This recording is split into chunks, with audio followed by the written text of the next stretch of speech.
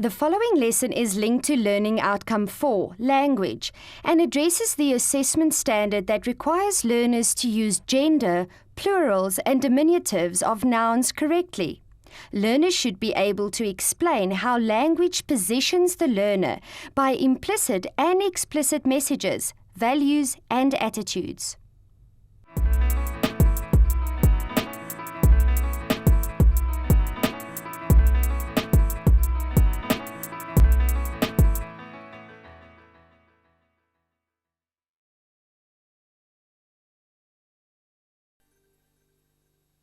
Hi, I'm Charlotte, and in this series we have been learning about effective grammar. Today we are looking at diminutives, what they are and how and when they can be used effectively.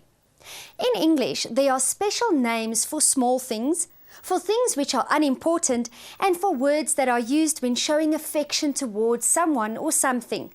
This group of words are called diminutives.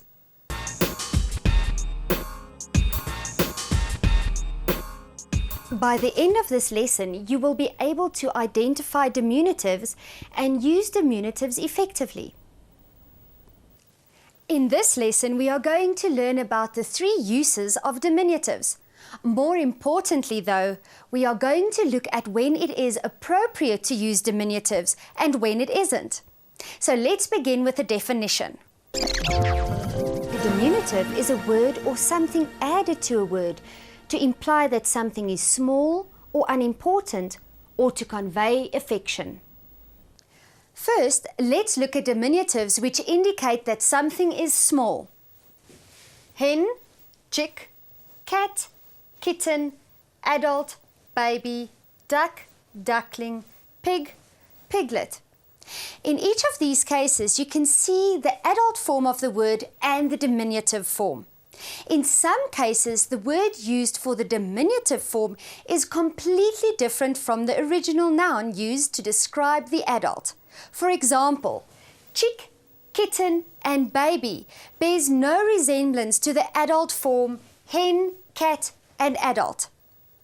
In other cases, diminutives are formed by adding a suffix to the original form of the word. For example, a baby duck is called a duckling.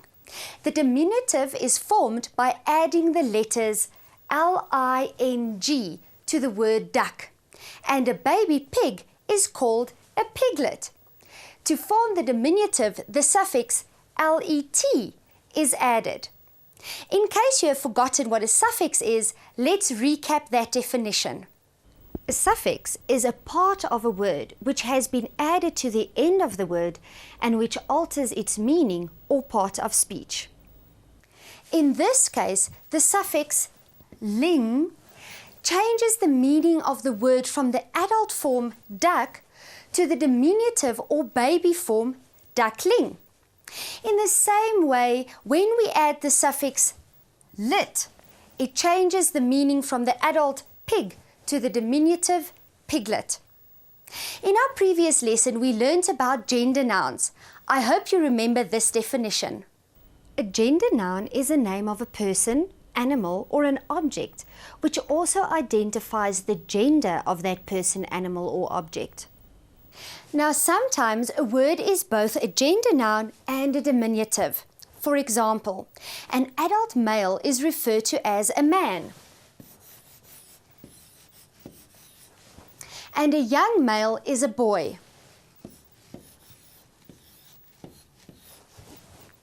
Boy is a gender noun because it tells you the gender of the child, and it is also a diminutive because it tells us that a young male is being referred to. In the same way, an adult female is a woman.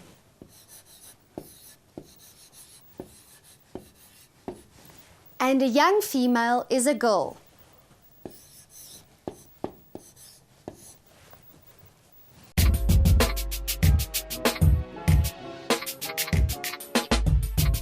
In the animal kingdom, there are also examples of names given to animals that are both gender nouns and diminutives. A female horse is called a mare, and a young female horse is a filly. A male horse is called a stallion, And a young male horse is called a colt or foal. A female cow is a cow, and a young female cow is a heifer, whilst a male cow is called a bull, and a young male is a calf. Now, before you get too worried about all of the animals out there and what their babies are called, remember that it is not necessary to learn lists of diminutive forms. For your own general knowledge, it is quite fun to boost your vocabulary. But in your writing, it is perfectly okay to say baby swan if you don't know that the diminutive is a signet. And if you come across any unusual diminutives when you read something, normally it is quite easy to work it out from the context. In each of the examples we have discussed so far, we have looked at diminutives which express the size or the youth of the person or animal. But diminutives also have another function. Yes, they are used to indicate that something is unimportant. People sometimes use diminutives to suggest that something is not quite as serious as it may seem. If you are getting stressed out about something, your friend may tell you not to have a baby, to remind you that the situation really isn't that important. So, don't stress is the same as don't have a baby. In this case, baby is a diminutive that shows that something is not that important. You might also say that you bumped your car when you actually crashed it. So, crash is the same as bumped. By using the term bumped, you imply that the crash wasn't that serious.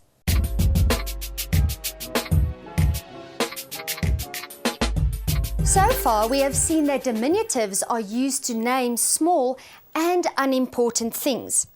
Now let's take a look at the third function of diminutives, which is to convey affection.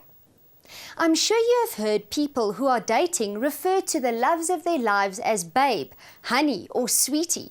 And you may hear a mother refer to a little girl as angel, darling, or sweet bee, when her name is really something totally different, such as Jessica or Nkadimeng.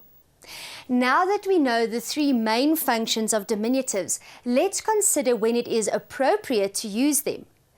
Diminutives are often used when speaking to babies or young children. Mothers and other people who spend a lot of time with children may say things like, "Does mommy's little pookie wookie want a botty? Milky's come from the moo cow."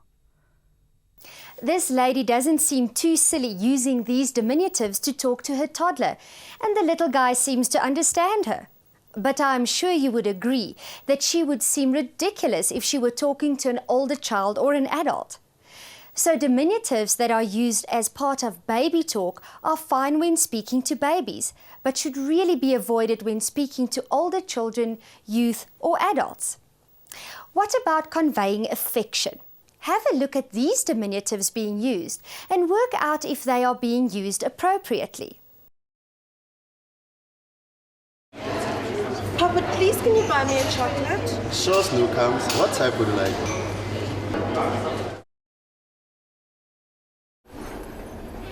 Darling, please fetch me a cash slip. Okay. In these situations, were the diminutives used appropriately? Discuss what you think with the person sitting next to you. I am sure you will agree that the couple in the first situation don't seem to mind being referred to using diminutives. For them, it is a way of showing affection. Some people, however, may not like being called by a diminutive, so it's always best to check. Also, your boyfriend or girlfriend may not mind being called honey or baby in private, but may not like it quite so much if you yell it across the playground at break. But what about the second situation we looked at? Here, the diminutive is inappropriate. The woman being called darling is not the man's girlfriend. She is an employee. In the workplace, using diminutives instead of people's names show a lack of respect. We are even left wondering whether the boss knows his employees' names. Another place you'll often find diminutives being used is in popular songs.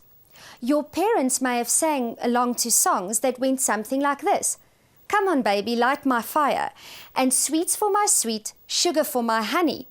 And you may know the "Hit me baby one more time" song. Do you think that the diminutive used in these songs are appropriate? Different people will have different views.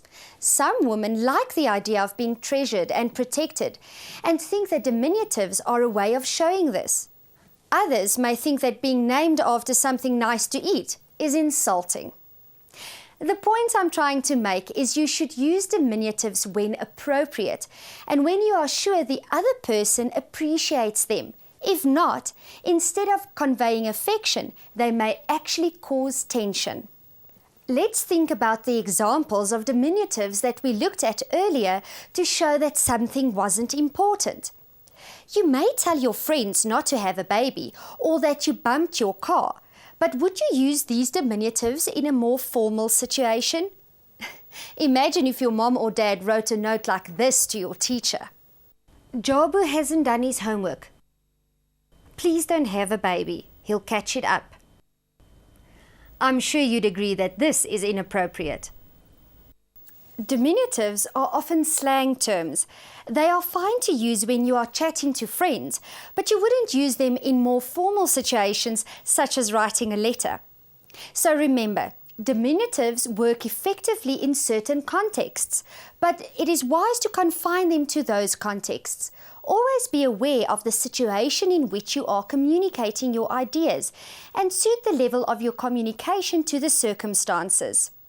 From what we have learned today, we should have realized that using diminutives in the correct context is perfectly acceptable, but using them without careful thought could cause problems. It is good advice to consider the context in which we operate to use the appropriate register. We have learned that diminutives usually convey the meaning that something is small or unimportant, or are used to convey affection. Diminutives should be used with care, and we should check that we are conveying the message we mean to convey. Here is your task for today.